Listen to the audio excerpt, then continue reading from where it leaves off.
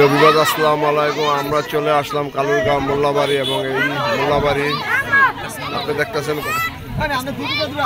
আকাশ মোল্লা সাহেবের বাড়ি। আপনি দেখতেছেন যে গরিব দুঃখী মানুষের মাঝে মাংস বিতরণ করতেছে এবং এটা তো মানে চরাঞ্চলের লোক এবং রংপুরের লোক তাদের দেওয়া হইতেছে এবং আত্মীয় স্বজনের মাঝে প্যাকেট করে দিয়ে আসা হয়েছে।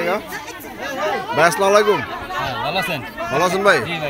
এই যে এটা তো আপনাদের আত্মীয় স্বজনটা বন্টন করার পরে এরপরে গরিব দুঃখী মানুষ একটা বিজয় পেলে যেতেছেন, তাই না? এবং গ্রামেরটা কেমনি এমনি গ্রামেরটা ঘরে ঘরে পৌঁছে দিয়েছেন না? ভাই আসসালামু আলাইকুম। ভালো আছেন ভাই? এই যে এটা তো আপনার আউটলুকের দিতেছেন, তাই না? মানে গ্রামের লোকের আত্মীয় স্বজন কেমনি দিয়েছেন, তাই না?